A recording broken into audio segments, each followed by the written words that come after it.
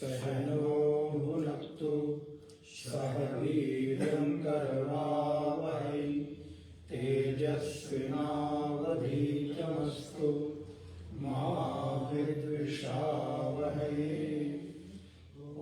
ओम शांति शांति शांति। नारायणं नमस्कृत्य नरं चैव नरोत्तमं देवीं सरस्वतीं व्यासं ततो जयमुदीरयेत्। सदाशिवसमारम्भां शङ्कराचार्यमध्यमाम् अस्मदाचार्यपर्यन्तां वन्दे गुरुपरम्पराम्। वागर्धाइव सम्पृक्तौ वागर्धः प्रतिपत्तये जगतः पितरौ वन्दे पार्वती परमेश्वरौ। या देवी सर्वभूतेषु स्मृतिरूपेण संस्थिता नमस्तस्यै नमस्तस्यै नमस्तस्यै नमो नमः।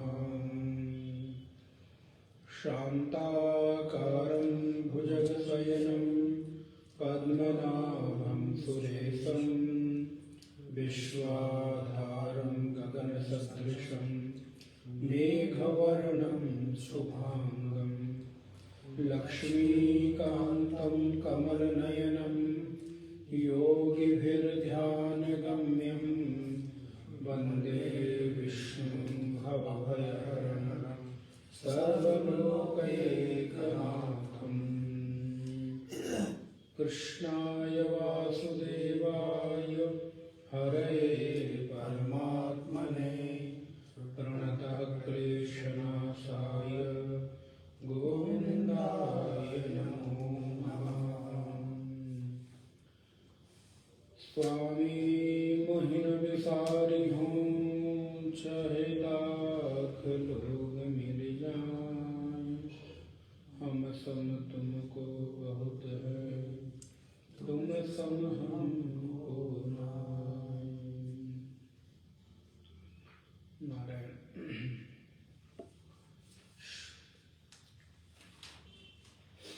नाम संख्या 346 के बाद ओम श्री परमात्मने नमः। पद्मनाभोरविन्दाक्षः पद्मगर्भः शरीरभृत् महद्भिरिद्धो वृद्धात्मा महाक्षो गरुडध्वजः अतुलः शर्वा भीमो समयज्ञो हविर्हरिः सर्वलक्षणलक्षण्यो लक्ष्मीवान् समितिञ्जयः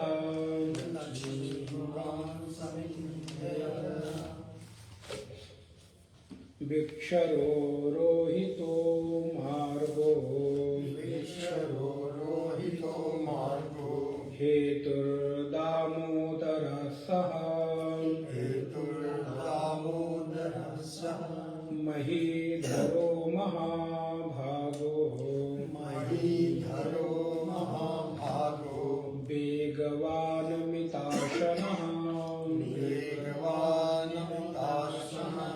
उद्भवक्षोभणो देवः श्रीगर्भः परमेश्वरः करणं कारणं कर्ता विकर्ता गहनो गुहः व्यवसायो व्यवस्थानः व्यवसायो व्यवस्थानः संस्थानस्थानदो ध्रुवः संस्थानस्थानदो ध्रुवः परद्धि परमस्पष्टः परद्धि परमस्पष्टः तुष्टः पुष्टः सुभीक्षणः तुष्टः सुभीक्षणः रामो विरामो विरतो रामो विरतो मार्गो नेयो नयो नयः मार्गो नेयो नयो नयः वीरः शक्तिमतां श्रेष्ठो वीरः शक्तिमतां श्रेष्ठो धर्मो धर्मविदुत्तमः धर्मो धर्मविदुत्तमः धर्मो धर्मविदुत्तमः धर्मो धर्मविदुत्तमः। नारायण। कल की कक्षा में हम लोग भगवान के श्री नारायण के 345 नामों तक विचार किए, जहां पर भगवान को पद्म निवेक्षण इस प्रकार के नाम से संबोधित किया गया। अर्थात भगवान का जो स्वरूप है वो पद्म की भांति, कमल की भांति, जिनका देखना कमल की पंखुड़ियों की भांति है। अर्थात जिसमें स्पष्टता है, जिसमें सौंदर्य है और जिसमें अनासक्ति है। तो स्पष्टता, सौंदर्य और अनासक्ति, ये तीनों एक साथ होना बड़ा दुर्लभ होता है। कई बार हम स्पष्ट बोलते हैं तो कड़वा बोलते हैं, और ये लोक में प्रचलित है कि सत्य हमेशा कड़वा होता है। नहीं, सत्य कड़वा नहीं है, क्योंकि सत्य के जैसा मिठास किसी में हो ही नहीं सकता, क्योंकि परमात्मा स्वयं ही सत्य स्वरूप है। तो परमात्मा कड़वे हो सकते हैं क्या? परमात्मा के जैसा मीठा तो कोई हो ही नहीं सकता।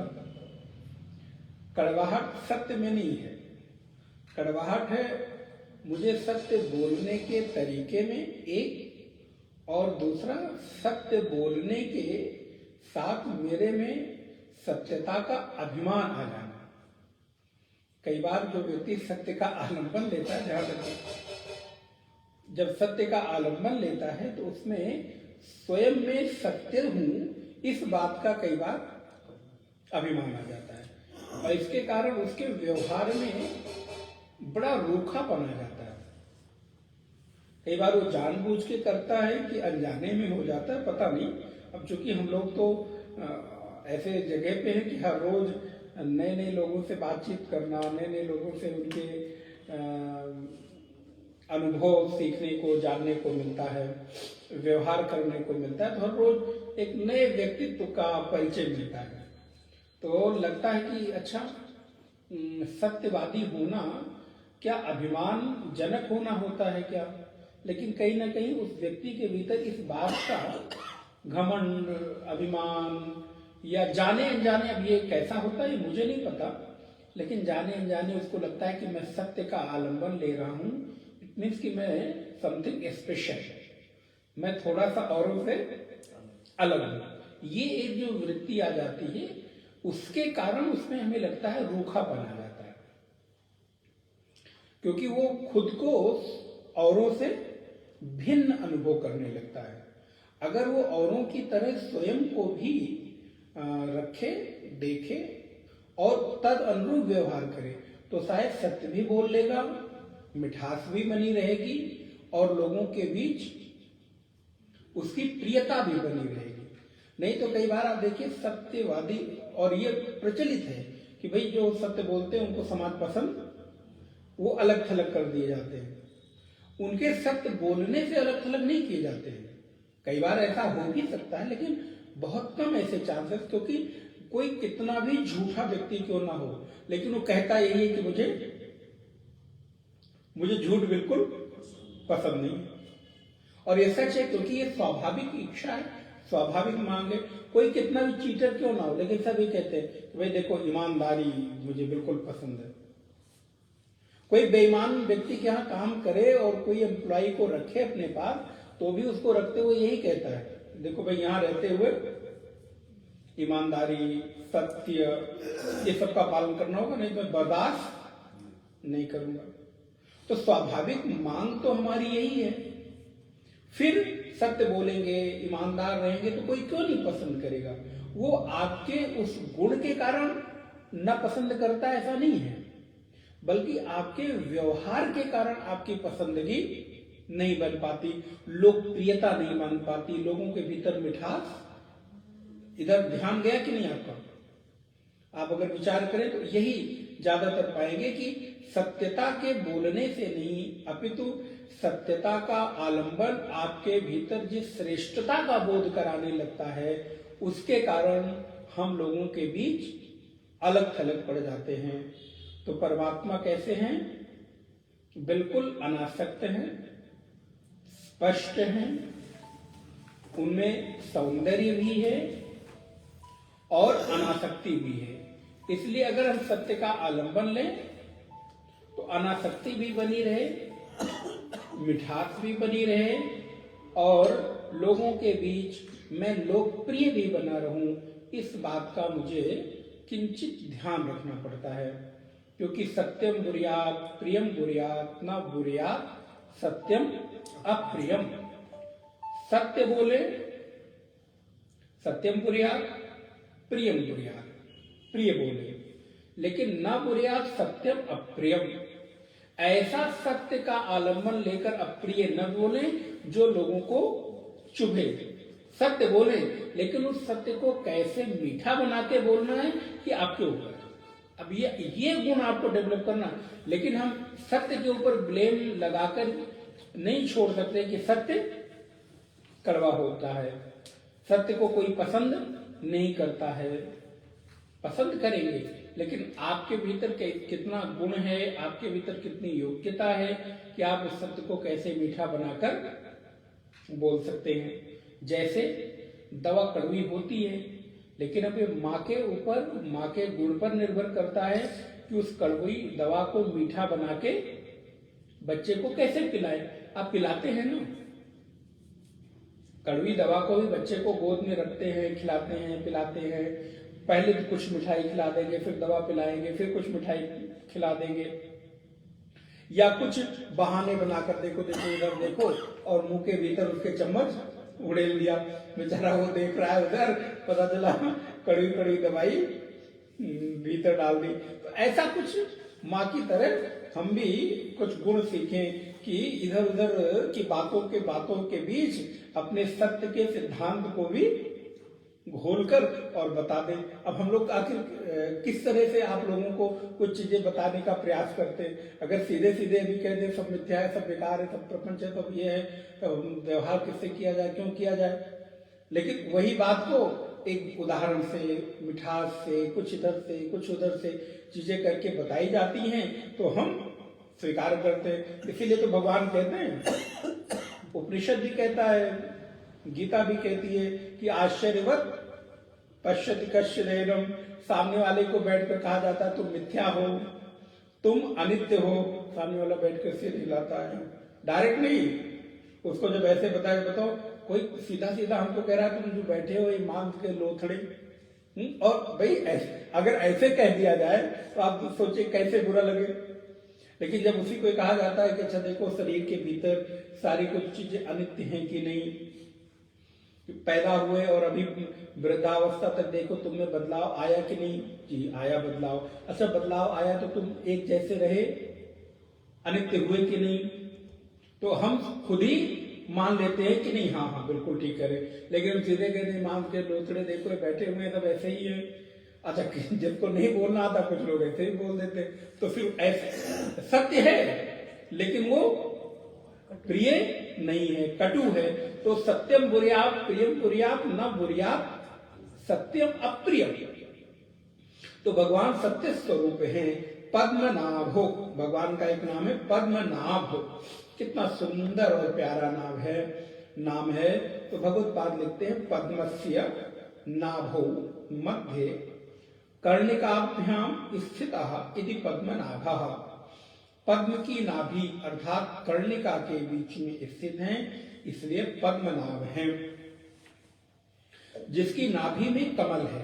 अब आपने काफी चित्र देखे होंगे भगवान नारायण के, जो प्रतीकात्मक रूप से नाभि से कमल निकलकर ऊपर ब्रह्मा जी के चित्र बना दिए जाते हैं।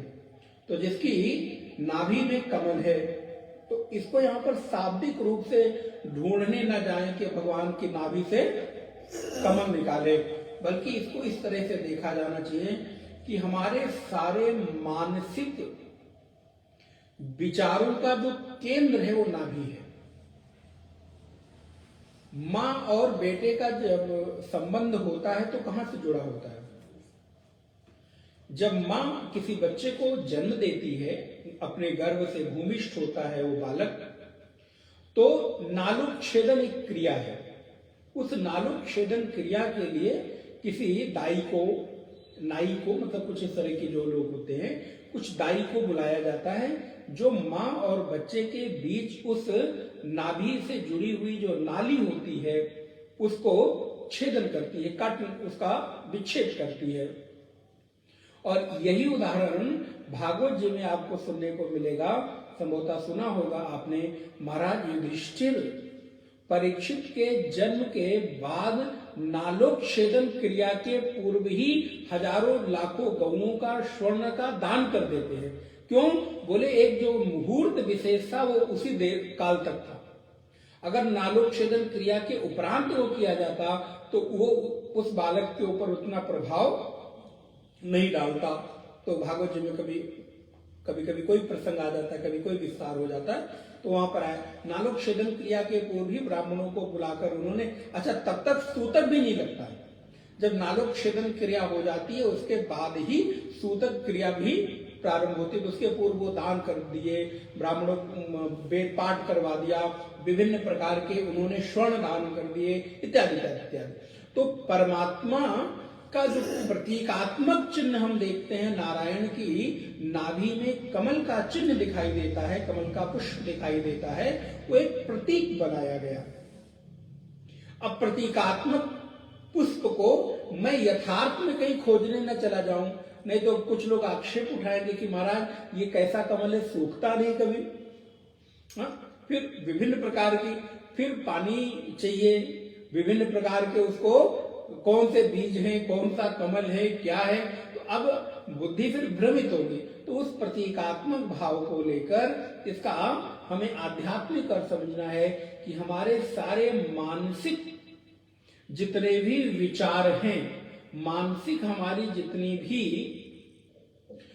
मानसिक केंद्र है वो नाभि है। इसलिए माता और पुत्र के बीच नाभि का एक संबंध है, और इसीलिए शरीर को भी नाभि का केंद्र बिंदु माना गया है। नाभि ठीक रहे तो कहते हैं कि शरीर में बहुत सारी चीजें अपने आप ठीक हो सकती हैं। पहले के समय में देखिए जो वैद्य लोग होते थे वो नाभि टटोलते थे, देखा होगा आप लोगों ने, नाभि देखकर चीजों का समझ, या कहते थे नाभि तो नहीं खिसक गई, कुछ इस तरह का सूत लगाकर वो यहाँ से लेकर और यहाँ तक सूत लगाते थे और देखते थे कोई अंतर तो नहीं, आदि आदि। तो ये नाभि जो है हमारे शरीर का केंद्र बिंदु है, और परमात्मा पद्मनाभ है। तो इसका तात्पर्य है कि हमारे जितने भी अव्यक्त विचार हैं वो सारे अव्यक्त विचारों का बोध सबसे पहले नाभि में होता है। इसीलिए बैठने के लिए हमेशा मेरुदंड को सीधा करके नाभि कमल को ध्यान करते हुए ध्यान की विधि में ऊपर उठने की बात शास्त्रों में आती है कि नाभि को आप देखते हुए ऊपर की ओर आए, कमर को सीधा रखें, मेरुदंड सीधी रखें, क्योंकि शरीर का केंद्र बिंदु वो है। नाभि को ठीक रखें और उसमें शरीर के प्रत्येक अंगों का ध्यान रखते रखते मुझे नाभि का भी ध्यान रखना चाहिए। कई बार हम भूल जाते हैं, ध्यान भी नहीं रहता, तो नाभि को भी स्वच्छ करना चाहिए। नाभि के भीतर भी कभी कभी आयुर्वेद में आप देखेंगे कि नाभि के भीतर तेल आदि डालने के लिए या गाय का घी आदि डालने की बात कही गई। ठंडियों में, मेरा तो विषय नहीं है, लेकिन जो थोड़ा बहुत पढ़ा या सुना, ठंडियों में नाखून, पैर के दोनों नाखून के ऊपर और नाभि के भीतर अगर हमारा तेल रहे, अगर उसको ऐसा कह सकते हैं कि वो क्या कहते हैं, तैलीय हमेशा बना रहे, रूखा ना होने पाए, सूखने ना पाए, तो हमारे बहुत सारे रोगों को नियंत्रित करने का कार्य करता है। ओष्ठ इत्यादि जो हमारे बहुत रूखे हो जाते हैं, उसके लिए बहुत प्रत्यक्ष कहते हैं कि नाभि के भीतर तेल डालें और दोनों पैरों के अंगूठे के ऊपर हम तेल अथवा घी का लेपन, मालिश इत्यादि कर सकते हैं। क्यों? क्योंकि केंद्र बिंदु होने के नाते तो हमारे प्रत्येक अव्यक्त विचारों का जो केंद्र बिंदु है वो नाभि है। अच्छा, हमारे जीवन में 4 प्रकार की वाणी है, ये कभी आपने जरूर सुना होगा, परा, पश्यन्ति, मध्यमा और वैखरी। तो परा, पश्यन्ति, मध्यमा और वैखरी, अभी जो बोला जा रहा है वो क्या है? वो वैखरी है, बोलकर हम आपको बता रहे हैं। और उसके बाद धीरे धीरे जब वैखरी वाणी समाप्त होती है तो मध्यमा, अर्थात इतना धीमा बोलते हैं कि उसमें केवल मैं बोलता हूं और मैं सुनता हूं। जप के लिए जैसे उपांशु आदि जप में जप के विधियां अलग हो जाती हैं और वाणी की विधियां अलग हो जाती हैं। तो मध्यमा मैंने बोला और ओष्ठ हिले केवल और हम समझ गए, इशारों में समझ गए। इसीलिए अभी शायद तैत्तिरीय उपनिषद में वाणी का विषय चल रहा था ना, शब्दों का, कि हमारी वाणी का जो स्वर हो बहुत ऊंचा भी ना हो और बहुत नीचा भी ना हो, बीच का हो। इतना भी जोर से ना बोले कि पता चले बोल किसी को रहे सुनाई कहीं तक दे रहा है, और इतना भी धीरे ना बोले कि जिसको बोल रहे हैं वही न सुन पाए। तो वैखरी, उसके बाद मध्यमा, फिर उसके बाद आता है पश्चिम, कि वाणी को मैं बोल तो रहा हूं लेकिन वो बस खाली भीतर ही भीतर हम उसको देख रहे हैं। वाणी को बोलना और देखना, वो बाहर ओष्ठ नहीं हिल रहा है, लेकिन कोई ना कोई एक विचार के माध्यम से बोलकर हम उसको समझ पा रहे हैं। जैसे कभी कभी याद करने के लिए आप देखते होंगे, अनुभव करेंगे। और चौथी और बहुत उत्कृष्ट अवस्था है कि परा, कि जहां पर हम स्वयं भी बोलने के लिए आलंबन नहीं लेते, मानसिक रूप से ही, जिसको हम वेदांत की दृष्टि से कह सकते हैं निदिध्यासन, जहां पर मानसिक चिंतन हो रहा है। तो इस प्रकार हमारे केंद्र बिंदु होने के नाते परमात्मा कौन है? तो बोले पद्मनाभ है। इसलिए इसका अर्थ है कि वह जिसके हृदय में अथवा संपूर्ण सृष्टि अव्यक्त रूप में स्थित है, ऐसे परमात्मा कौन है? बोले पद्मनाभ हैं। और जो भक्त के हृदय कमल में स्वयमेव प्रकट हो जाते हैं, क्योंकि वो हृदय कमल कहीं बाहर से खिलाने मत जाए, नहीं तो पता चले कमल का रंग कौन सा है, कौन सी पंखुड़ी है, क्या है। तो वो कमल बाहर वाला जरा आध्यात्मिक धरातल पर तो यही है कि जो कमल के बीज कोश में अधिष्ठित हैं, अर्थात हमारे उस नाभि केंद्र बिंदु से। इसीलिए आप देखिए, जब ध्यान में बैठकर आप ओम का उच्चारण करते हैं तो ओम का दीर्घ उच्चारण आप तभी कर सकते हैं जब नाभि से आपका श्वास शुरू हो। आप ओम बोले तो अंदर जो नाभि है उस पर दबाव पड़ना चाहिए, नहीं तो हम लोग ओम तो पता चला 10 सेकंड में ही सांस फूल गई। लेकिन जब आप कमर सीधी करके और नाभि का आलंबन लेकर कमर को सीधा करके मेरुदंड के माध्यम से और नाभि से उठता हुआ नाद बिंदु आपके ब्रह्मरंध्र तक जाता है, तब आपके भीतर एक कंपन विशेष होता है। इसलिए जब भी अवसर मिले, मन भटक रहा हो, परेशान हो, तो थोड़ी देर के लिए इसका भी आलंबन हम ले सकते हैं। इसलिए परमात्मा पद्मनाभ हैं और अरविंदाक्ष। अब देखिए सारे नाम एक ही जैसे यहाँ पे कमल से ही संबंधित हैं। अरविंदाक्ष अर्थात वह ईश्वर जिसके चक्षु अरविंद की तरह, अरविंद अर्थात कमल की तरह है। यहाँ पर भगवत्पाद लिखते हैं अरविंद सदृशे अक्षिणी अस्येति अरविंदाक्षः। भगवान की अक्षि अर्थात आंख अरविंद अर्थात कमल के समान है, इसलिए वो कौन है? तो बोले अरविंदाक्ष हैं। तो भगवान की आंखें कमल की पंखुड़ियों के सब बिल्कुल मोटी मोटियां, इधर से मोटी और इधर पतली होती चली जाती हैं। और वो गाना आपने भजन सुना होगा, कजरारे तेरे मोटे मोटे नैन। तो नजर ब्रजवासा में किसी गायक ने बड़ा सुंदर गाया कि तो नजर ना लग जाए। क्यों? क्योंकि आपकी आंखें कैसी हैं? बोले बड़ी मोटी मोटी सी हैं, कजरारी हैं, काजल लगाने की जरूरत नहीं पड़ती। देखिए हम लोगों ने वहीं से कॉपी किया है। भगवान के नेत्र स्वाभाविक कजरारे हैं, काले हैं, तो हम लोगों के नेत्र काले उतने नहीं होते, कजरारे नहीं होते। तो हम लोग कजरौटे पे काजल लगा के और महाराज लगाते हैं। और देखिए ये कहीं बाहर से कोई आइडिया आता नहीं है। काजल यहां तक नहीं लगता है, अगर वो कुछ टेंट वाले हों तो यहाँ खिसका के महाराज यहाँ तक लगा देते या ले आए यहाँ तक, पता नहीं, आप लोगों को ज्यादा पता होगा। तो पूरा आंख को काला काला करके बड़ी कमल, अब छोटी छोटी हो ही आंखें तो कहाँ से बड़ी की जाए, जैसे मेरी छोटी छोटी हैं तो उनको बड़ी नहीं की जा सकती। तो ऐसे किसी किसी की आंखें छोटी हो, माताओं की भी हो जाती हैं, लेकिन अब उसको काजल वाजल लगा के कुछ पलकों को कुछ कुछ करके कहाँ कहाँ रंगती हैं, नीला पीला काला हरा सारे रंग आंखों पे, एक एक बाल को एक एक रंग लगा देते हैं। खैर, तो भगवान का नेत्र कैसा है? बोले भगवान के नेत्र फिर महाराज बिल्कुल कजरारे हैं, मोटे मोटे हैं, तो कमल के पंखुड़ियों के सदृश हैं, एक तरफ से मोटे और एक तरफ से बिल्कुल पतले, नौका के सदृश। आप देखिए कमल का जो पत्र आप लेंगे तो नौका के सदृश होते हैं। जैसे नौका एक तरफ से मोटी और फिर पतली होती चली जाती है, ऐसे कमल पंखुड़ी भी नौका के सदृश है। और फिर भगवान के नेत्र भी नौका के सदृश हैं। क्यों? क्योंकि बोले भगवान की आंखें भी एक बार जिसको देख लें मानो वो अपनी नौका रूपी आंखों पर बैठाकर उसको भवसागर से पार करा देते हैं, क्योंकि भवसागर तो नौका से ही पार हो सकता है।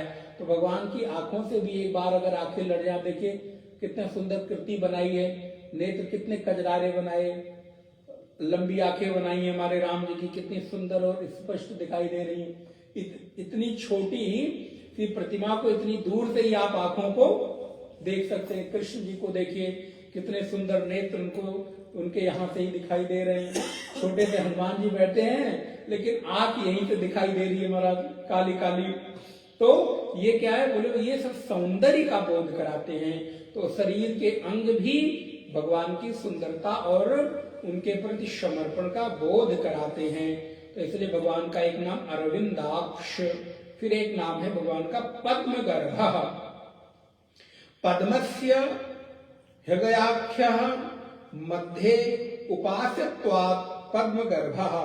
हृदय रूप पद्म के मध्य में उपासना किए जाने के कारण पद्मगर्भ है। इसका अर्थ क्या हुआ? बोले हम हृदय कमल में भगवान की उपासना करते हैं। अच्छा बताइए हमारे उपासना का केंद्र बिंदु क्या है? देखिए विचारों का और शरीर का केंद्र बिंदु नाभि है।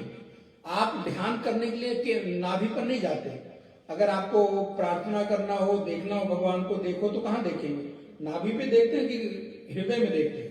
हृदय में। तो प्रार्थना का, उपासना का केंद्र बिंदु, हाथ जोड़िए प्रार्थना के लिए तो अपने आप हृदय पे जाता है, नाभि पे नहीं जाता। यद्यपि शरीर का केंद्र बिंदु नाभि है, लेकिन उपासना की दृष्टि से हृदय क्या है? वो केंद्र है। तो उपासना हृदय रूपी कमल में किए जाने के कारण भगवान कौन है? बोले भगवान पद्म गर्भ। तो इसी हृदय रूपी उपासना के गर्भ से भक्ति रूपी अंकुरण जन्म लेता है। अच्छा देखिए, आप भक्ति कहां अनुभव करते हैं?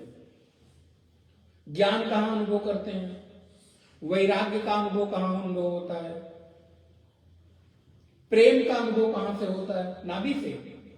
सब हृदय से होता है। तो जो अनुभूति है वो हृदय है। अनुभूति के लिए जो शरीर का माध्यम बनता है, शरीर के अंग, वो हृदय बनते हैं। मैं आपको सच बताऊं कि हृदय से चाहता हूं, मैं आपको सच बताऊं कि मैं आपको नाभि से चाहता हूं, हाँ? ऐसा बोलते हैं? नहीं, आप कहां हैं? तो आप तो मेरे हृदय में हैं। तो प्रभु कहां बसते हैं? हम मनुष्य के लिए भी बोलें तो क्या बोलते हैं? अरे आप, आजकल एक बड़ा वो चल पड़ा है कि आप मुझे भूल, नहीं, आपको भूलेंगे कहां? क्यों?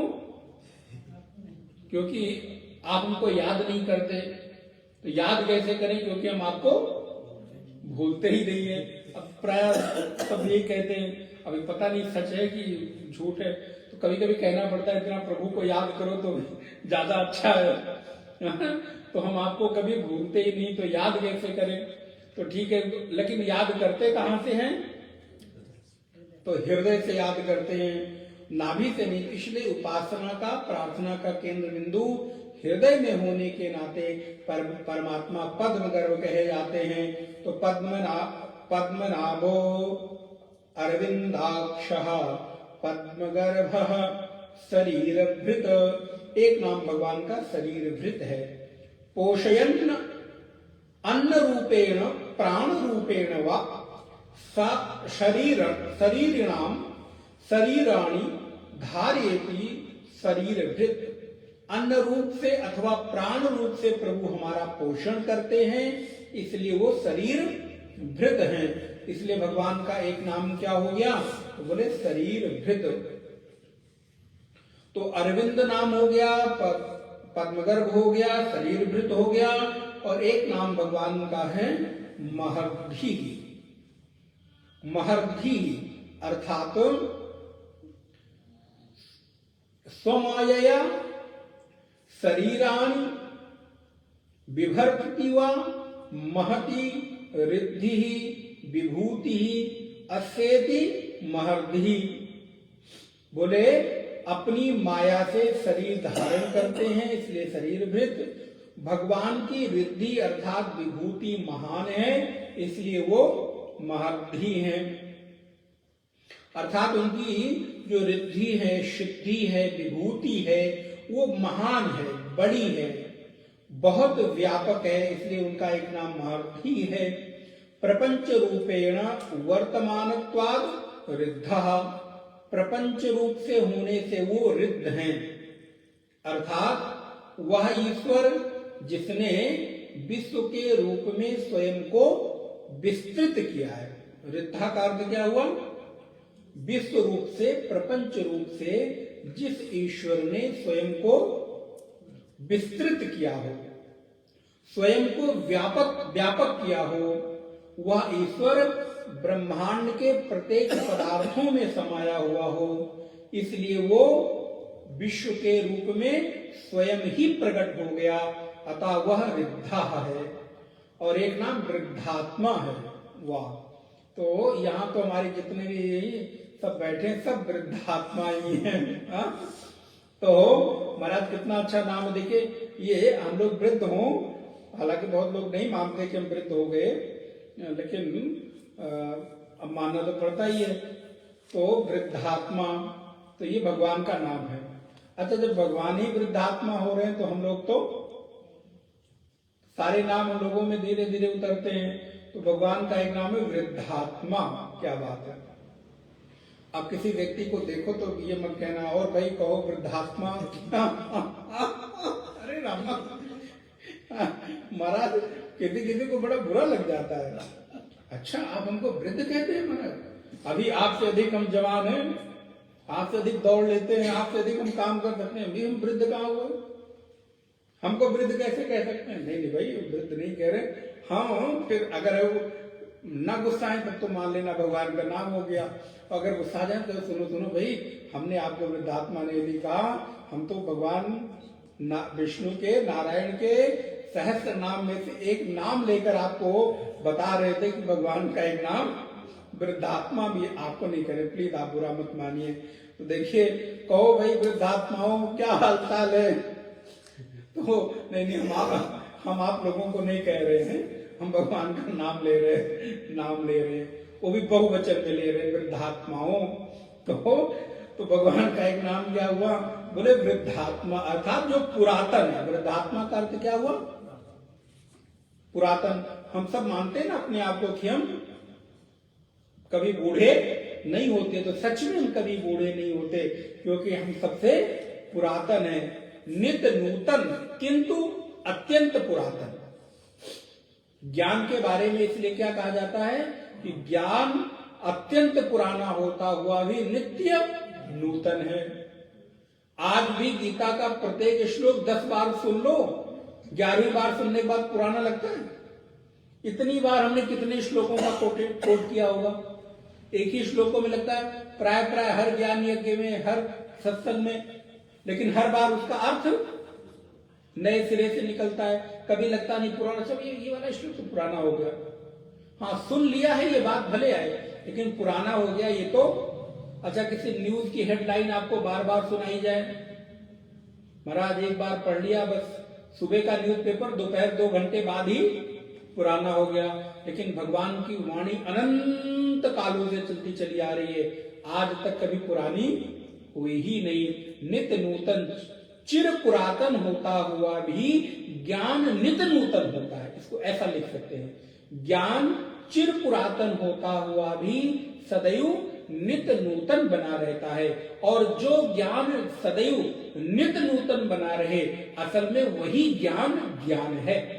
वही ज्ञान हमको तारने का काम करता है। वही ज्ञान भगवान कृष्ण अर्जुन को कहते, अर्जुन मैं तुम्हें वक्ष्यामि, मैं तुम्हें वैसा ही ज्ञान दूंगा, ज्ञानम तेहम सविज्ञानम, मैं तुम्हें वो ज्ञान सहित विज्ञान दूंगा जो ज्ञान पुराना होता हुआ भी सदैव नूतन बना रहेगा। जिसको पाकर कभी कोई व्यक्ति कहेगा नहीं कि मैं पुराना हो गया, वो अनुभव क्या करेगा कि मैं नूतन हो गया। ये ज्ञान ऐसा है कि बूढ़ा व्यक्ति भी पाकर स्वयं को जवानी अनुभव करता है, नूतन ही अनुभव करता है। अच्छा, ये ज्ञान हमको नूतन नया मिला, क्या बात है। अच्छा सोचिए, ज्ञान मिलता है हम क्या करेंगे? महाराज नया नया सीखने को मिला। कितना नया? बोले बिल्कुल आज के पहले मैं इसको जानता नहीं था, जबकि इस ज्ञान को हजारों हजार वर्षों से हजारों लोगों ने जान लिया होगा, फिर भी कभी पुराना इतिहास के एक चैप्टर, बोले महाराज वही तो लिखा है, पढ़ा हुआ है, ठीक है, कोई रुचि नहीं। लेकिन इस पुरातन होता हुआ भी नूतन, इसलिए परमात्मा वृद्धात्मा है। इसलिए भगवान कहते हैं प्रपंच रूपेण वर्तमानत्वात् वृद्धः पुरातनः आत्मा यस्येति वृद्धात्मा। वे वृद्ध अर्थात पुरातन है, वे भगवान वृद्धात्मा है। जिनकी आत्मा देह वृद्ध है, पुरातन है, वे भगवान वृद्धात्मा है। फिर कहते हैं भगवान का एक नाम क्या हो गया? बोले वृद्धात्मा महाक्षः। अब देखिए आंखें भगवान की कैसी, आंखों पर बड़ा जोर दिया गया भाई, बार बार आंखें क्यों? बोले क्योंकि जो भाव की अनुभूति है वो आंखों से ही होती है। जो किसी के साथ हम वाणी से भी नहीं कह पाते, वो हम आंखों से अभिव्यक्त कह देते हैं। कई बार अपने मन की भाव दशा को, मन की भाव दशा को हम वाणी में नहीं कह पाते, लेकिन हमारी आंखें इशारों में ही मन की वो प्रत्येक भावना को अभिव्यक्त कर देती हैं। अच्छा, अगर उन इशारों की, आंखों की भाषा को आपको पढ़ना आता हो तो प्रत्येक व्यक्ति के हृदय को आप पढ़ सकते हैं। हो सकता है उसकी वाणी से आप उतना बेहतर न समझ पाए, लेकिन उसकी आंखों से, उसके चेहरे से, उसकी भाव भंगिमा से आप उसके भाव मनोदशा को पढ़ सकते हैं। इसलिए भगवान की आंखें सुंदर तो हैं लेकिन महान भी हैं। महान क्यों हैं? क्योंकि बोले वो सबको पढ़ लेती हैं, सबको कौन किस उद्देश्य से आया है। और वही थोड़े थोड़े गुण भक्तों में भी आने लगते हैं। बोले कौन आर्त बन के आया है, कौन अर्थार्थी बन के आया है, कौन जिज्ञासु साधक बन के आया है, और कौन है तो आर्त अर्थार्थी लेकिन बन के आ रहा है सिद्ध, तो वो भी पढ़ ली जाती है। अच्छा, फिर पता चल जाता है, थोड़े 2-4 लाइनों के बाद पता चल जाता है कि ठीक है, लेकिन उसको अनुभव नहीं कराना चाहिए कि हम समझ गए कि तुम क्या बन के आए। उसके भाव को पुष्ट करना चाहिए, क्योंकि नहीं न बुद्धि भेदम जने अज्ञानाम कर्म संगिनाम। महाराज कभी कभी क्षमा के साथ निवेदन करूं, मूर्खों की मूर्खता को प्रत्युत्तर नहीं करना चाहिए, बल्कि उसका पुष्ट करते हुए उनके भावों को पोषित करना चाहिए। हाँ बिल्कुल ठीक हो, नहीं तो पता चला महाराज वो आपका अहित कर बैठेंगे। क्योंकि मूर्खता के लिए किसी विश्वविद्यालय की जरूरत नहीं है। मूर्ख, पूज्य स्वामी जी कहते थे, मूर्खता के लिए किसी पीएचडी की जरूरत नहीं पड़ती है। उसके लिए बोले महाराज, उसके लिए अज्ञानता ही एकमात्र उपाधि है, और जिसमें अज्ञानता है वो मूर्ख तो मैं नहीं कह रहा हूं। भज गोविंदम भज गोविंदम गोविंदम भज मूढ़मते संप्राप्ते सन्निहिते काले नई रक्षति भृंकृंकर्णे मूढ़ जहि धनागम तृष्णाम कुरु सद्बुद्धिं मनसि वितृष्णाम् यल्लभते निज कर्मोपात्तम् वित्तम तेन विनोदय चित्तम् भज गोविंदम गोविंदम भज मूढ़मते गोविंदम भज मूढ़मते। तो बोले अज्ञानता ही एकमात्र उपाधि है मूर्खता के लिए, मूढ़ता के लिए। तो इसलिए भगवान की आंखें कैसी हैं? बोले महाराज महान हैं, महान अक्षर। वे जो आंखें, अब इसको दूसरा अर्थ लीजिए, वे आंखें महान हैं जो इस संसार से इतर संसार को बनाने वाले को भी देख सके, वो आंखें भी महान हैं। तो क्या मेरी आंखें खाली चर्म चक्षु बन के रह जाएं? बोले नहीं, मेरी भी आंखें इस परमात्मा को देखने के लिए यदि उद्यत हों, टकटकी लगाए, जिज्ञासु बनकर आंखें बैठी रहे, पलक पावड़े बिछाए बैठी आंखें देखती रहे, प्रभु कब आप मेरी ओर निहारोगे? तो जो इस संसार से इतर उस तरफ जाके परमात्मा को देख पाने की सामर्थ्य रखने वाली आंखें हैं, वो आंखें कैसी हैं? महाक्ष हैं। क्या बात है, कितना सुंदर नाम है। हम लोग यूनिक नाम खोजते रहते ना। तो महाक्ष, उस बच्चे को ऐसा नेत्र दो जो घर में जन्म ले, उसका नाम रखो, नाम का प्रभाव पड़ता है। महाक्ष, क्यों? तेरी आंखें महान हो। तुम सबसे अलग बनाना चाहते हो ना, बेटे को, बेटी को, पोते पोती को इत्यादि। पोती का रखना है तो महाक्षी रख दो, स्त्रीलिंग कर दो, नहीं तो महाक्ष रख दो। तो बोले क्या करें? तुम्हारी आंखें इस संसार को ही ना देखें। अब महात्मा बन जाए फिर हमें मत कहना भाई कि देखो आपने नाम रखा था अब वो महात्मा बन गया। तो कुछ महात्मा भी तो चाहिए, क्या करें, हम लोगों की बड़ी कमी हो रही है, तो कुछ अच्छे अच्छे महात्मा भी बनने चाहिए। और वो कहाँ से आएंगे, हम लोगों के यहाँ तो होंगे नहीं।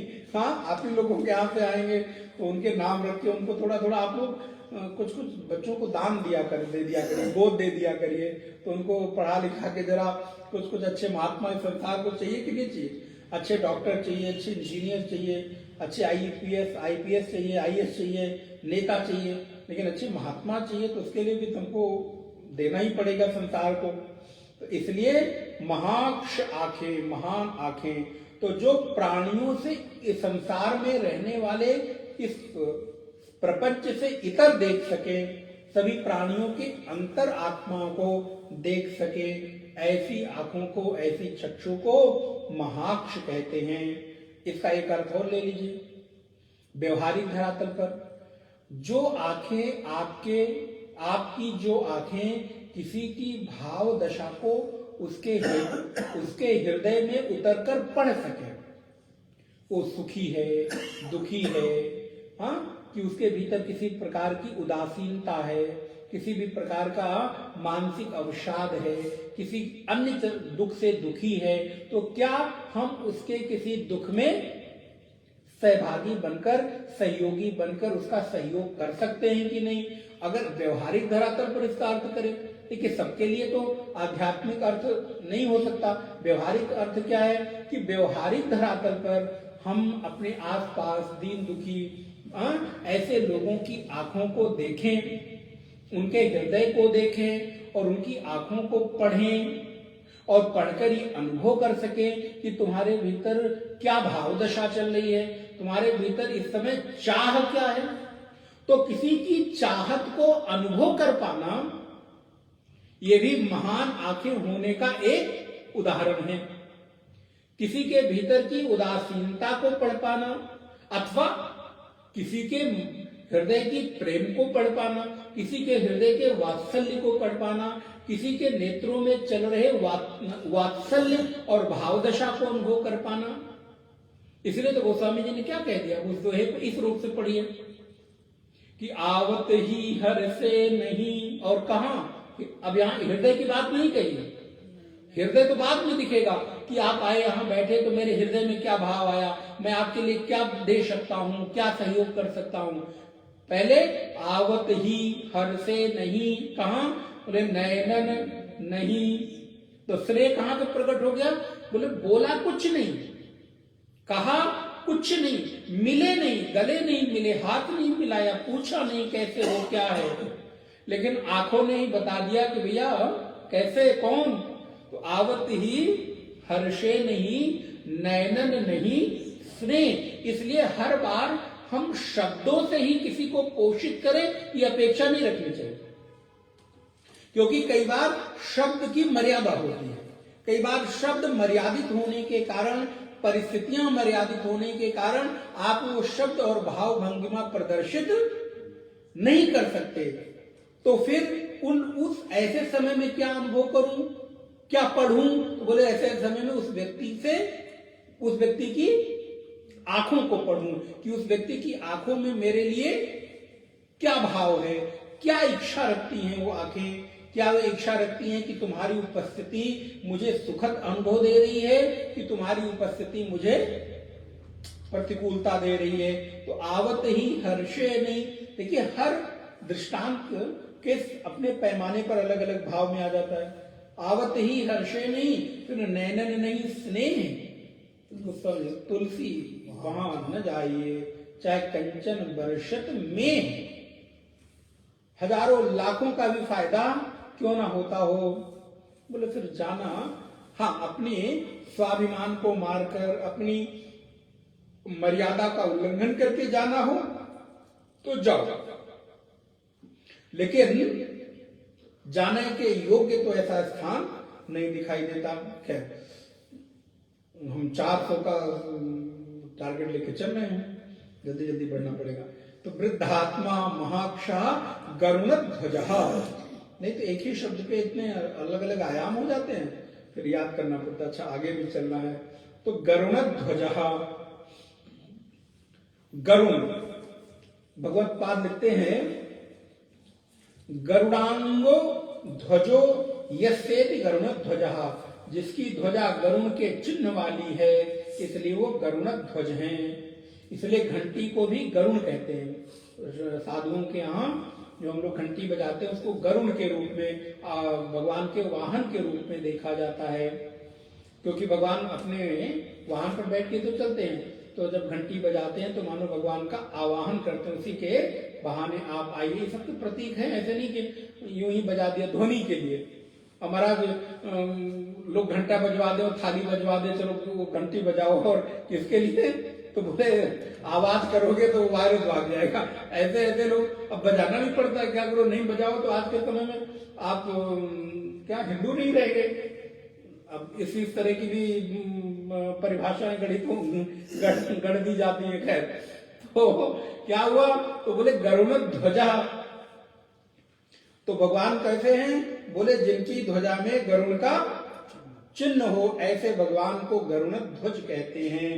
और उनका वाहन भी कौन माना जाता है? गरुण।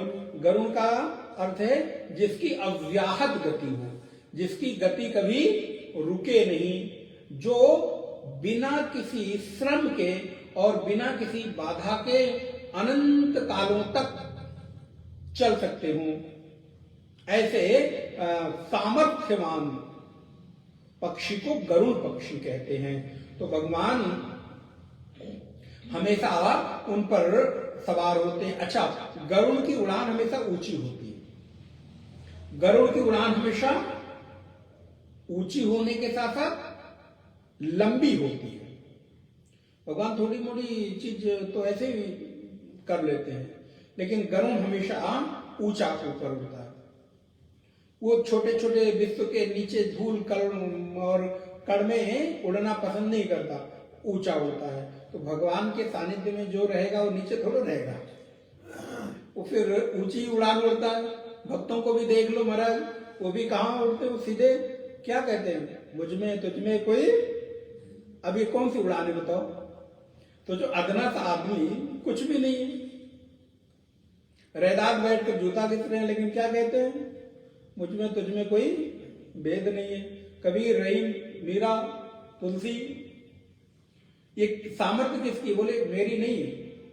अब श्री हनुमान जी महाराज वानर रूप, सारे वानर राम जी से कम थोड़ा समझते हैं अपने आप को। छोटे छोटे वानर को लगता है मैं खुद ही राम हूं। क्यों?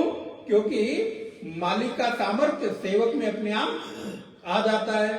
तो भगवान जो गरुण है, भगवान के जो वाहन गरुण हैं, तो बोले महाराज वो हमेशा ऊंची उड़ान उड़ते हैं।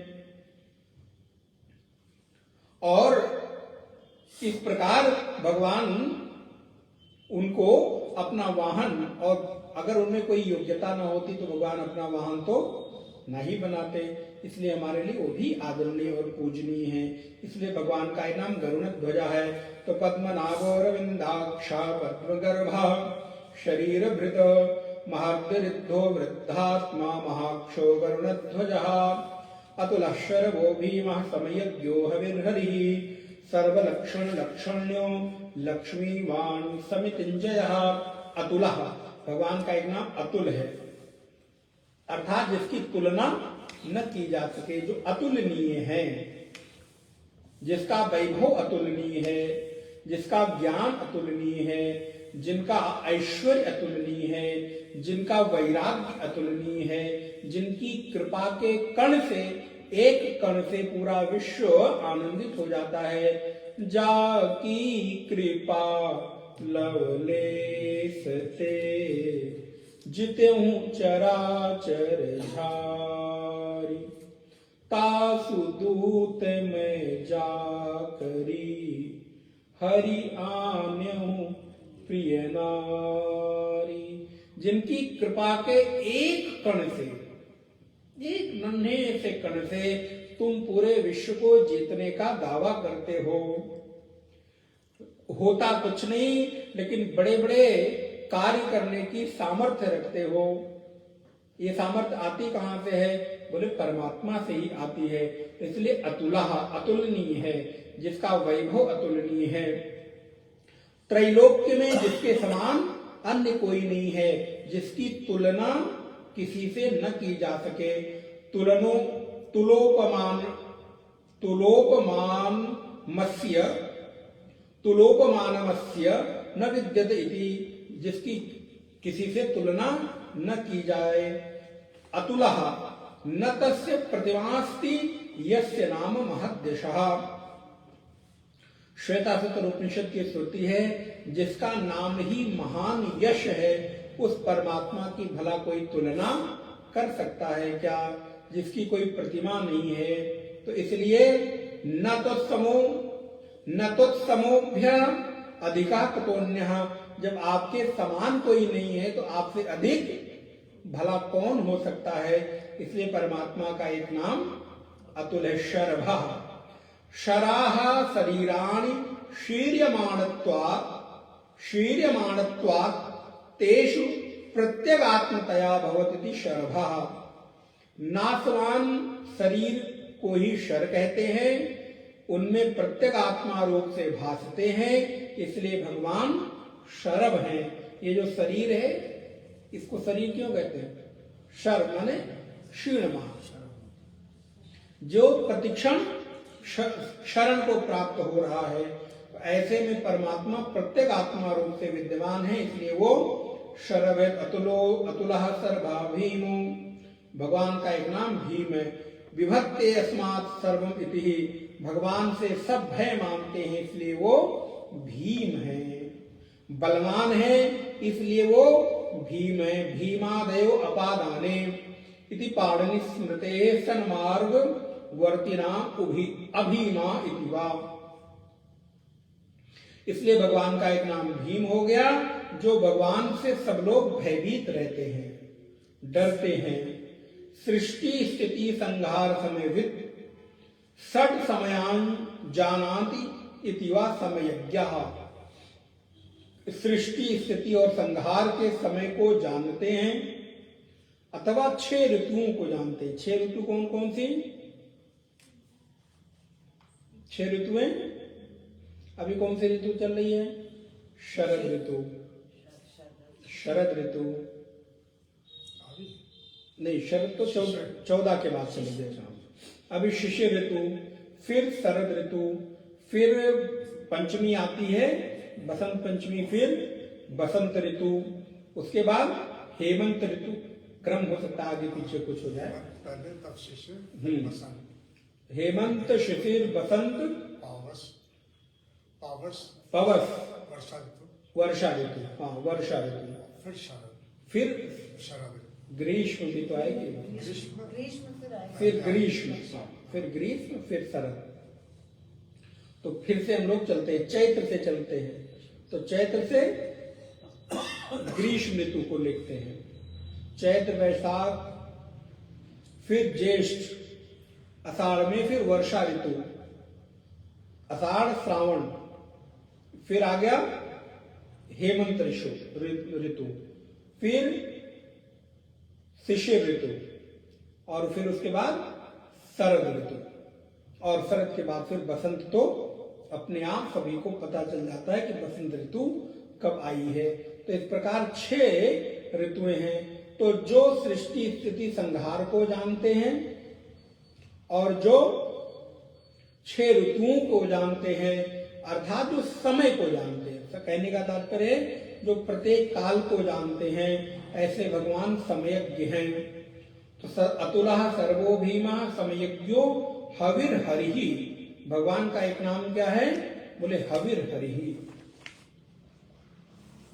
अर्थात सभी आहुतियों का जो प्रापक है, जो सभी आहुतियां ग्रहण करते हैं, ऐसे परमात्मा को हविर हरि कहते हैं।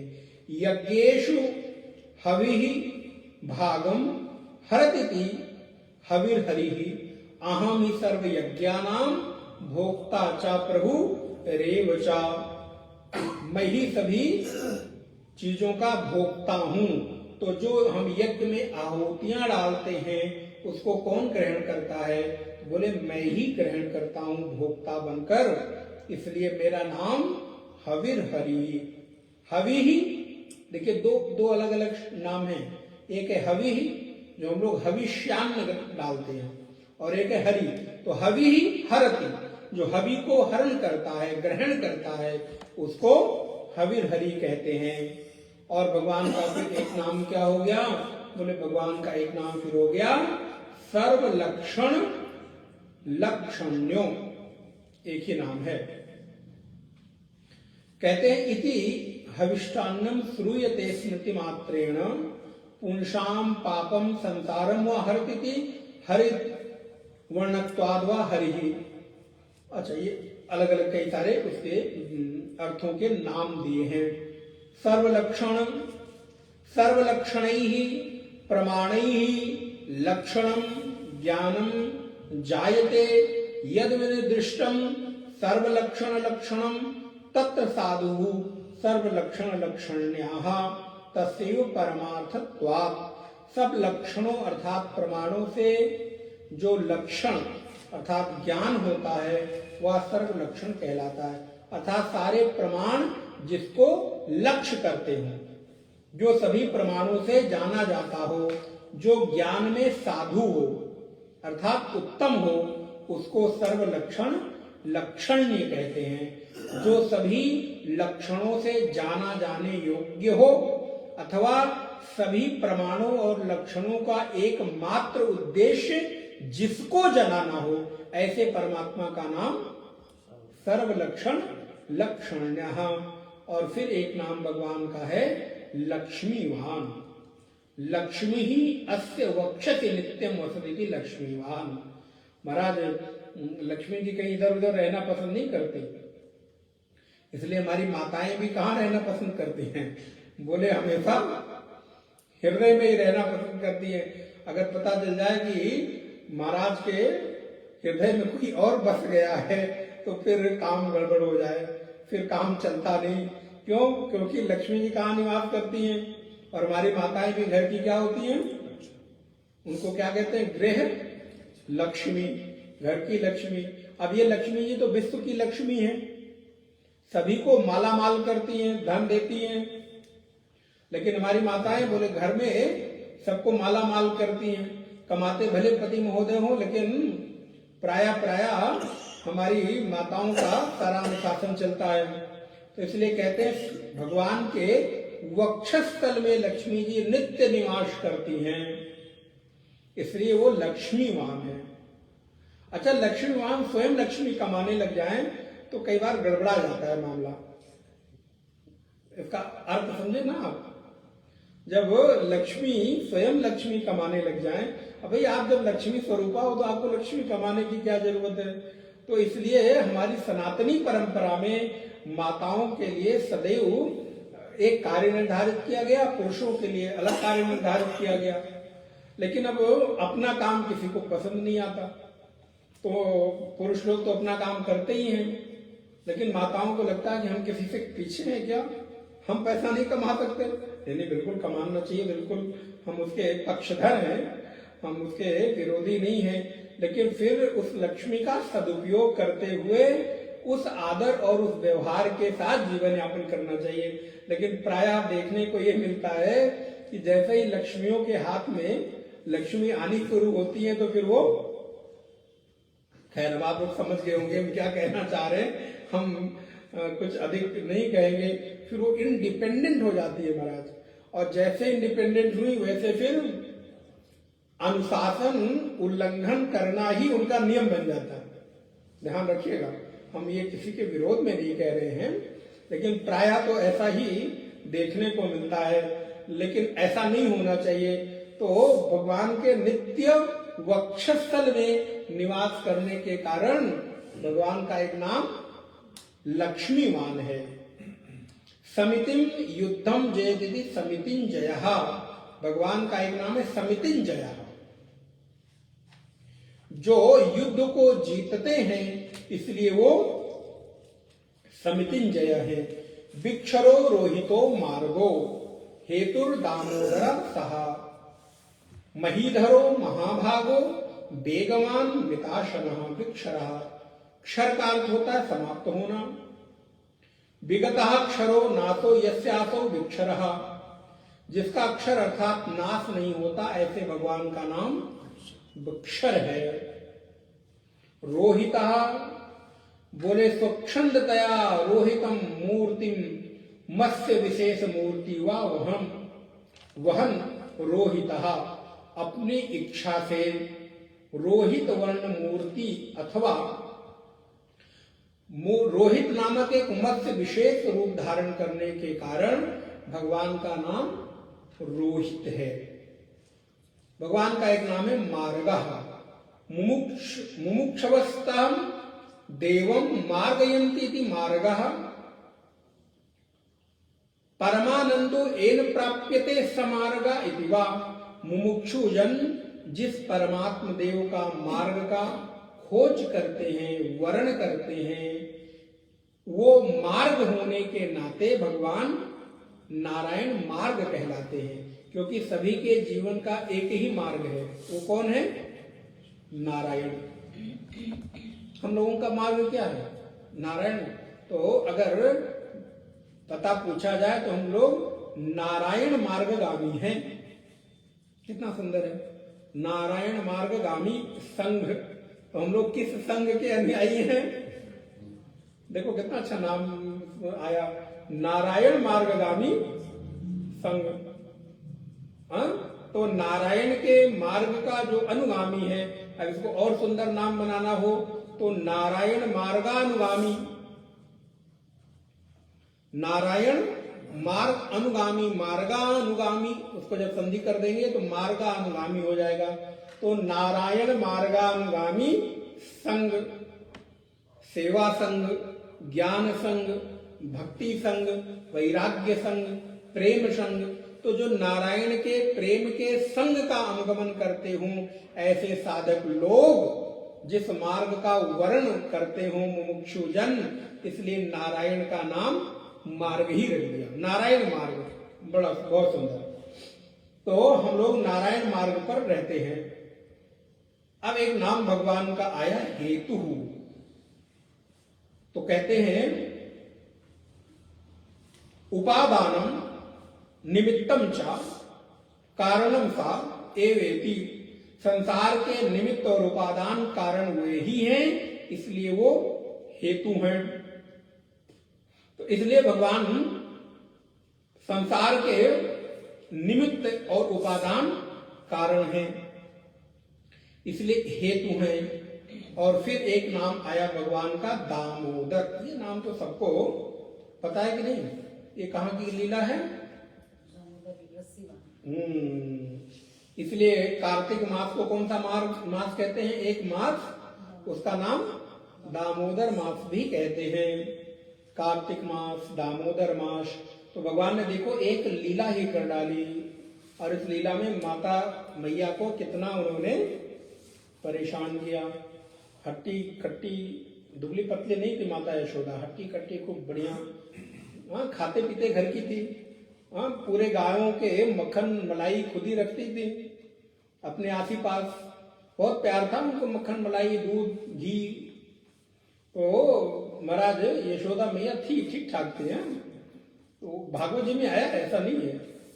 तो दौड़ते दौड़ते पीछे थक गई। कान्हा अब तो रुक जा भाई, बहुत थका दिया, लेकिन गुस्सा उतरा नहीं है। तो यहाँ पर पढ़ते हैं, फिर आपको कथा सुनाते हैं। दामादि साधनेनोदारोत्कृष्टाः मतिर्या तया गम्यत इति दामोदरः। दामाद दामोदरो विभु इति महाभारते। दम आदि साधनों में जो मति उदार अर्थात उत्कृष्ट हो जाती है, उसी से भगवान जाने जाते हैं, इसलिए वे दामोदर है। वाह, ये तो बड़ा सुंदर यूनिक अर्थ हुआ। दम जो शमादि सद्गुण है, शम दम उपरति तितिक्षा और श्रद्धा समाधान, तो उसमें दम, तो जो दम सद्गुण है, उस दम रूपी सद्गुण से भगवान जाने जाते हैं। और दम कैसा गुण है? बोले उदार गुण है। तो दमः उदारः, तो जो दम आदि उदार गुणों से जाने जाने के कारण भगवान कौन है? दामोदर है। फिर कहते हैं, महाभारत में आता है, दम के कारण भगवान दामोदर कहे जाते हैं। और दूसरा है, यशोदा जी के द्वारा, संस्कृत में दाम रस्सी को कहते हैं। यशोदयः दामोदरे बद्धः इति वह दामोदरः, दाम के द्वारा अर्थात रस्सी के द्वारा कृष्ण को बांधे जाने के कारण भी नारायण को दामोदर कहते हैं। ददर्श चाल्प पदाम तस्यम स्मित हासम च बालकम तयोर मध्यगतम बद्धम दामना गाढ़म ततो तथोदरे। वज्र के मनुष्यों ने उन दोनों यमलार्जों के बीच में गए हुए बालक को रस्सी से उदर में खूब कसकर बांधे। ये कथा तो आपको पता है, थोड़ी सुना दो। भगवान श्री कृष्ण ने कौन सी लीला की? अभी तो मार्च में आप सुनेंगे ही, फिर भी थोड़ा सा रिवीजन हो जाए। मटकी फोड़ने की लीला की है। अब फोड़ने के बाद बड़े मासूम बनके मुंह लटकाए, मालूम हो कि उन्होंने कुछ महाराज किया ही ना हो। मैया यशोदा को पता चला, अच्छा कान्हा तूने ही मटकी फोड़ी, आप तेरे को बताती हूं। तो भगवान ने सोचा आज इनको कुछ लीला दिखा देते हैं। फिर क्योंकि बहुत सारी लीलाएं भगवान कर चुके हैं, मिट्टी खाई है, बलराम जी आके रोज शिकायत करते हैं, तो वो सब भी माता को, सब माताएं गुस्सा कम करती हैं, जब करती हैं तो सब पीछे की अच्छा ये भी किए थे, उस समय कुछ बोला अच्छा ये भी किया था, तो आप एक बेलन इसके लिए भी ले लो, एक तप्पन इसके भी खा लो। तो महाराज फिर सब याद कर करके अच्छा बताती हूँ। तो मिट्टी भी खाई थी, उस गोपी के घर गए थे, मटकी तोड़ के आए थे, वहां पे ये किया था, बछड़ा खोल दिया था, पूरी गाय ने गाय का दूध पी लिया, तो सब याद आ गया एक ही बार में। बोले आज अच्छा मौका मिला है। तो माता यशोदा कान्हा को बांधने के लिए आज रस्सी उठाती हैं, तेरे को बांधती हूँ। और महाराज दौड़ाते दौड़ाते भगवान माता यशोदा को थका देते हैं। नंद रानी थक जाती है। अब भगवान ने देखा कि मैया एकदम थक के एकदम चूर हो गई है, लेकिन अभी भी रुक नहीं रही हैं। तो भगवान ने मानो माता जी के ऊपर कृपा की, चलो आज बंध जाते हैं। बंधने के लिए हमेशा दो अंगुल रस्सी छोटी पड़ जाए, फिर जोड़ जाड़ के लाएं, फिर छोटी पड़ जाए। भगवान ने आज खुद को रस्सी में बांध लिया। अब बांध तो लिया, ऐसे छोड़ दूंगी तो भाग जाएगा, तो कहाँ बांधे? बोले ऊखल बड़ी सी रखी थी, चलो ऊखल में बांध देते हैं। जो छोटा सा बालक इतनी बड़ी ऊखल को तो उठा नहीं पाएगा, हिला नहीं पाएगा। ऊखल में बांध दिया। बांधकर माता अपने नंदरानी किसी काम में लग गई। भगवान को मौका दिखाई दिया और महाराज पैर के पग चलते चलते, घुटनों के बल चलते चलते ऊखल को खिसका के द्वार पर खड़े, नंद बाबा के द्वार पर खड़े दो वृक्ष, यमल अर्जुन, यमल और अर्जुन। तो महाराज द्वार पे दो पेड़ खड़े हैं, उन दोनों पेड़ों के बीच खुद तो निकल गए, लेकिन ऊखल इतनी बड़ी कि उसके बीच से निकले ही ना, जाकर फंस गई। अब ऊखल को निकालने के लिए थोड़ा सा जोर लगाया, और जैसे ही जोर लगाया तो वहां पर वो दोनों पेड़ महाराज गिर पड़े। और जब वो पेड़ गिरे तो वहां से दो दिव्य पीतांबर वेशधारी भगवान के पार्षद के रूप में यमलार्जुन। ये यमलार्जुन कौन है? बोले कुबेर के पुत्र हैं। पूर्व में श्राप के कारण ये यमलार्जुन के रूप में नंद बाबा के द्वार पर आकर स्थिर हो गए थे। तो भगवान ने उनका उद्धार किया। इसलिए दाम अर्थात रस्सी में बंध जाने के कारण भगवान दामोदर कहलाए। और उस दामोदर लीला के माध्यम से, ऊखल लीला के माध्यम से भगवान ने यमलार्जुन का भी उद्धार किया। दामानि लोक नामानि तानि वयस्योदरांतरे तेन दामोदरो देवः श्रीधरः श्री समाश्रितः। तो कहते हैं दाम लोकों का नाश है, वे जिसके उदर पेट में हैं, वे रमा निवास श्रीधर देव इसी कारण से दामोदर कहलाते हैं। यहाँ दामोदर नाम की विभिन्न प्रकार की व्याख्याएं भगवत पाद ने की है। तो भगवान का एक नाम दामोदर, दूसरा नाम है भगवान का सह।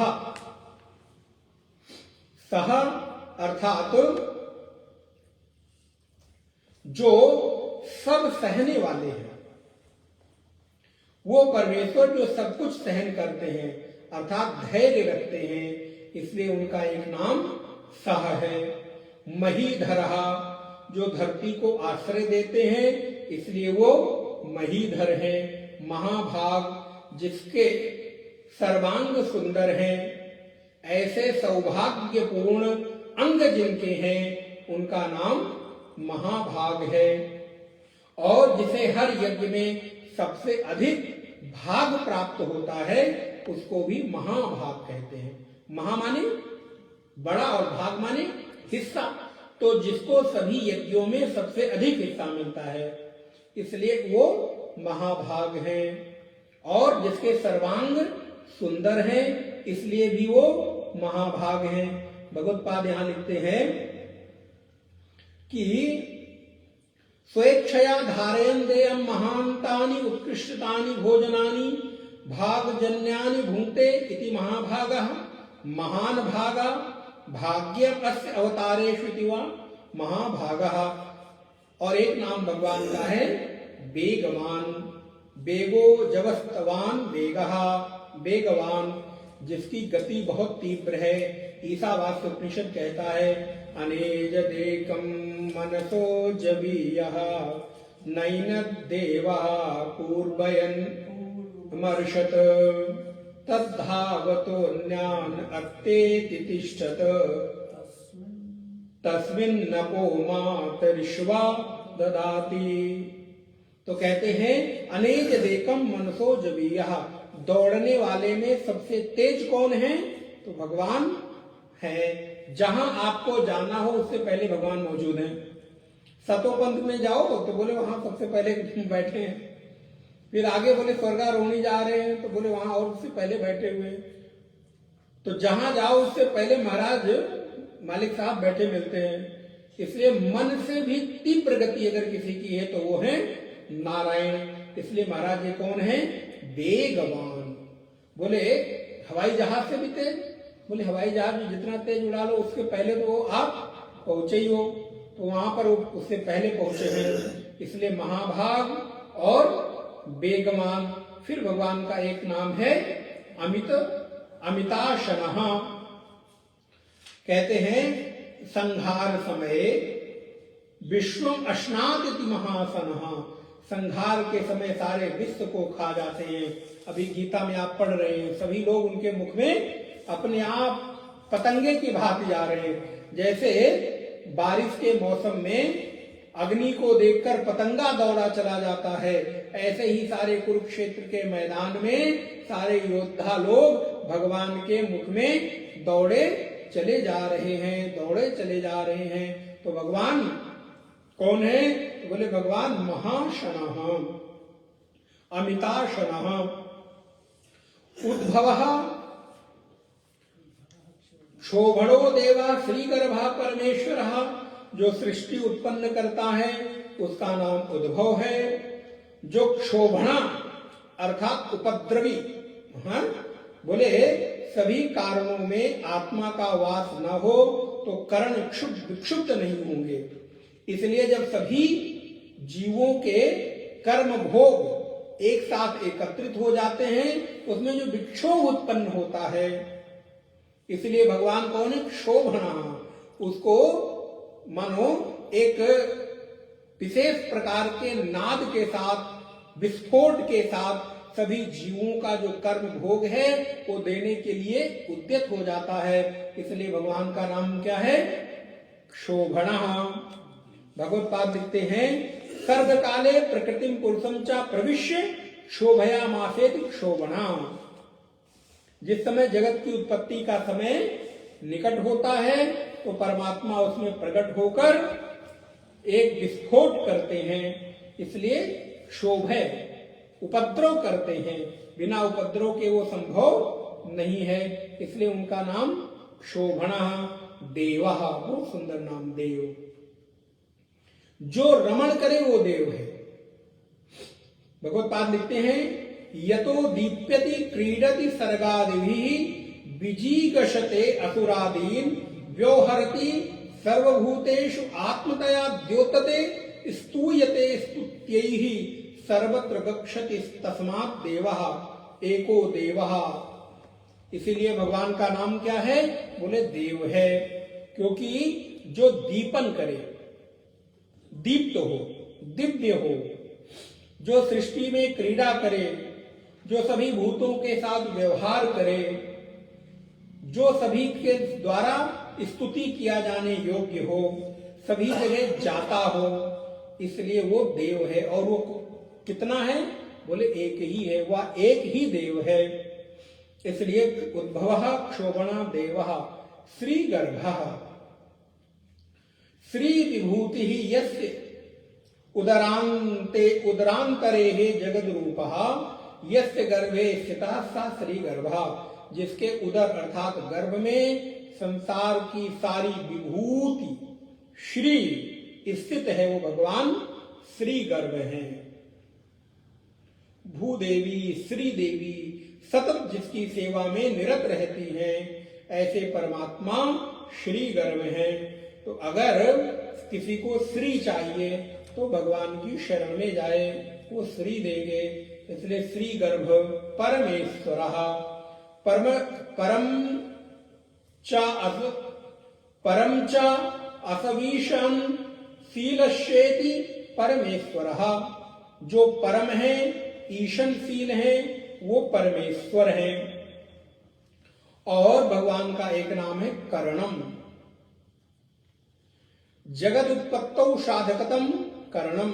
संसार की उत्पत्ति के सबसे बड़े साधन होने के कारण वो करण है। और फिर भगवान का एक नाम है कर्ता। करणम कारणम, भगवान का फिर एक नाम है कारण। उपादान निमित्त कारण होने के नाते उनका नाम कारण है। तो करणम, कारणम, फिर एक नाम है कर्ता। कर्ता हमेशा अपने कर्म से स्वतंत्र होता है, इसलिए वो कैसे हैं? सर्वतंत्र स्वतंत्र है। कर्ता स्वतंत्र, स्वतंत्र होने से वो करता है। जब मर्जी आए करें, जब मर्जी आए तो ना करें। इसलिए उन पर किसी का शासन नहीं चलता। अपने मन के राजा है, मन के मौजी है महाराज। ऐसे ही होना चाहिए। तो करणम, कारणम, कर्ता, विकर्ता। भगवान कौन है? बोले विकर्ता, अर्थात विचित्रम। नारायण विचित्रम भुवनम क्रियते इति विकर्ता स एव भगवान विष्णु। हम लोग कहते हैं ना, भगवान ने संसार को क्यों बनाया, और खुद बना के यहाँ से गायब हो गए महाराज, हम लोगों को उलझा दिया।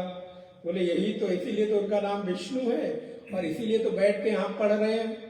अगर वो सीधा सीधा तब बना के छोड़ दिए होते तो अपने घर में बैठे होते मजे से। क्यों पढ़ रहे हैं? तो बोले विचित्रम भुवनम क्रियते। इस भुवन को उन्होंने विचित्र विचित्र भुवनों की रचना की। भुवन माने लोक, संसार, विश्व। विश्व, विचित्र विश्व की रचना करते हैं। इसलिए विश्व कैसा है? विचित्र है, चित्र विचित्र है। यहां हर आदमी विचित्र है महाराज। सबसे ऐसी अपेक्षा नहीं करना चाहिए तो ठीक ठीक हो। अगर वो ठीक ही होंगे तो संसार विचित्रता से भरा कैसे होगा? तो जिसकी जैसी योग्यता है उससे वैसा ही अपेक्षा करनी चाहिए। अब कोई अनपढ़ गंवार आदमी हो और उससे अपेक्षा हम करें कि हमसे मैनर से बात करेगा, उसका व्यवहार, अरे थोड़ा ठोक पीट के पढ़ा लिखा के थोड़ा समझा बुझा के ठीक ठाक किया जा सकता है। लेकिन मौका जैसे मिलेगा अपने स्वभाव को कठिन मिटई न कठिन स्वभाव अभंगु। ये जो महाराज स्वभाव है ना बड़ा कठिन होता है, ये जल्दी मिटता उठता नहीं है, कोई कितना भी कर ले।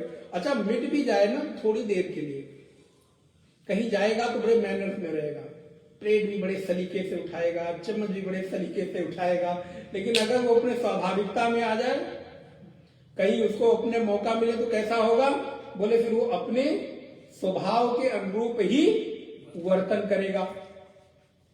कहीं जाएगा तो बड़े गुस्से को शांत करेगा, लेकिन अगर मौका मिला और चीजें न संभली तो बोले फिर वो।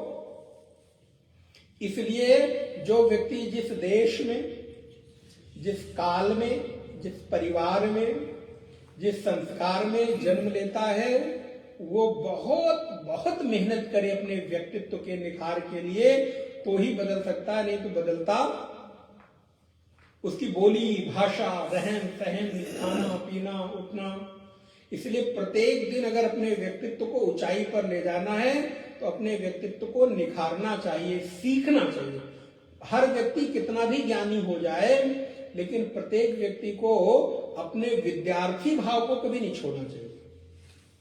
सीखते रहो, जहां से कुछ भी अच्छा बैठने का तरीका पता चले वो सीख लो, बोलने का सलीका पता चले वो सीख लो। इसी को तो मनुष्य कहते हैं, तभी तो हम मनुष्य कहलाते हैं, बुद्धि होने के नाते। तभी इतने बलशाली बलशाली पशुओं के ऊपर शासन कौन करता है? मरियल सा आदमी। वो हाथी के ऊपर जो पहलवान बैठा रहता है वो मरियल सा रहता है, और उस पूरी हाथी को अनुशासित कौन करता है? महाराज एक पूंछ के बराबर भी वजन नहीं होता, पैर तो बहुत बड़ी दूर की बात है। लेकिन अपनी बुद्धि विवेक के बल पर इतने बड़े बलवान पशु को भी एक अंकुश के बल पर नियंत्रण करता है। वो अंकुश देखने भर के लिए इतना छोटा सा चुभने वाला, क्या उसको फर्क पड़ता है? इसीलिए जब उसकी बुद्धि बिगड़ती है तो महाराज फिर उठा के पटकता है। इसलिए विवेकवान हम इसीलिए कहलाते हैं कि प्रत्येक क्षण सीखते रहने का भाव बना रहे। तो कर्णम कारणम कर्ता विकर्ता, फिर गहनो, भगवान का एक नाम होगा, स्वरूपम सामर्थ्यम चेष्टितम वा तस्य ज्ञातुम न शक्यत इति गहना। उनका स्वभाव, स्वरूप, सामर्थ्य, कृत जाना नहीं जा सकता, इसलिए गहन है। गीता में भगवान क्या कहते हैं? गहना कर्मणो गति। कर्म की गति भी बड़ी गहन है, जो जाना जाने योग्य नहीं है। गहन का अर्थ क्या हुआ? जो सरलता से जाना न जा सके। गहना गुहा, गुहते संवृणोति स्वरूपादि निज मायेति गुहा, नाहम प्रकाशः सर्वस्य योग माया समावृतः। कहते हैं अपनी माया से सबको ग्रस्त करते हैं, उनको ढक लेते हैं, इसलिए भगवान कैसे हैं? तो गुह है, अर्थात सभी को रहस्यात्मक तरीके से ढक कर रखते हैं। गुहा, नाहम प्रकाशा सर्वस्य, इसलिए भगवान का एक नाम गुहा है। व्यवसायो व्यवस्थानः, भगवान का एक नाम व्यवसायो व्यवस्थान संस्थाना सानो ध्रुवः परद्धि परम स्पष्टा तुष्टा पुष्टः शुभे क्षणः। व्यवसाय दृढ़ प्रतिज्ञ है, इसलिए व्यवसाय है। व्यवस्थान आधार और अधिष्ठान है, इसलिए व्यवस्थान है। संस्थान अंतिम सत्ता अथवा लक्ष्य होने के कारण संस्थान है। स्थानवः, जो सबको उचित स्थान प्रदान करते हैं, जीवों को उनके कर्मों और विचारों के अनुरूप फल देते हैं, इसलिए वो स्थानों हैं। ध्रुवः, जो अटल हैं वो ध्रुव हैं। परद्धि, जिसकी अभिव्यक्तियां सर्वोच्च हैं, इसलिए वो परद्धि है।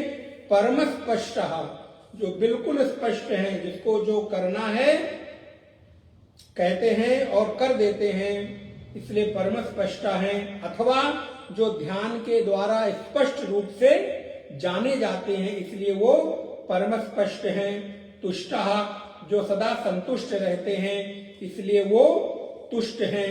पुष्टः जो सदा पूर्ण हैं, ब्रह्मव्यापी हैं, सर्वव्यापी हैं, इसलिए वो पुष्ट हैं। शुभेक्षणः जिनकी दृष्टि पूर्ण मंगलमय है इसलिए वो शुभेक्षण है। जहां देखते हैं, जब देखते हैं, जिधर देखते हैं उधर मंगल हो जाता है, इसलिए उनकी दृष्टि शुभेक्षण है। रामो विरामो विरजो मार्गो नेयो नयो नयः वीरः शक्तिमतां श्रेष्ठो धर्मो धर्म विदुत्तमः। रामः भगवान का एक नाम राम है, जो प्रत्येक जीव में बसता हो उसको राम कहते हैं। रमन्ते योगिनो यस्मिन् नित्यानंदे चिदात्मनि इति राम पदै नैतत् परम ब्रह्माभिधीयते। नित्यानंद स्वरूप भगवान में योगी जन नित्य रमण करते हैं, इसलिए वो राम है। विरामो जिसमें प्राणी विश्राम करते हैं उसको विश्राम कहते, विराम कहते हैं। विरतो बोले जो विरक्त है, जो इतना बड़ा संसार बनाकर कभी इसको अपना नहीं कहता, बनाकर हमारे लिए गिफ्ट कर देता है, उपहार कर देता है। जाओ, हम लोग एक छोटी सी कुटिया बनाते हैं, उसी में पूरी जिंदगी बोले आसक्त रहते हैं।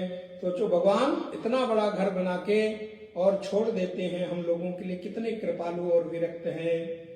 मार्गः जो मार्ग और रास्ता है, जिसको जानने का अन्य कोई मार्ग नहीं है, बस केवल एक ही आध्यात्मिक मार्ग है, इसलिए वो मार्ग है। नेयः जो मार्गदर्शक अर्थात नेता हैं, जो निर्वाहक हैं। एक बार यदि हाथ पकड़ लेते हैं तो छोड़ते नहीं, कब तक? बोले जब तक नैया पार न लगा दें। मेरी नैया में लक्ष्मण राम, गंगा मैया धीरे बहो। क्यों? बोले वो उस पार जा रहे हैं, इसलिए परमात्मा जब हाथ पकड़ते हैं तो उस पार लगाकर ही छोड़ते हैं। नयः जो नेतृत्व करता है उसको नयः कहते हैं। अनयः जो ईश्वर जीव को परम चैतन्य की ओर नेतृत्व करके पहुंचा देता है, परम पद प्राप्त करा देता है, उसको नयः। जो शूरवीर हैं अर्थात अपनी शूरता के कारण, वीरता के कारण राक्षसों का दमन करके उनके मन में भय पैदा करते हैं, उनको वीरः कहते हैं। शक्तिमतां श्रेष्ठः शक्ति को धारण करने में श्रेष्ठ हैं। उपलब्ध शक्ति मार्ग के प्रत्येक ज्ञान शक्ति, इच्छा शक्ति और क्रिया शक्ति, इस पर कल थोड़ा सा विचार करेंगे। हमारे जीवन में 3 शक्ति है, इच्छा शक्ति, क्रिया शक्ति और ज्ञान शक्ति। किसी भी लक्ष्य को प्राप्त करने के लिए 3 चीज जरूरी होता है।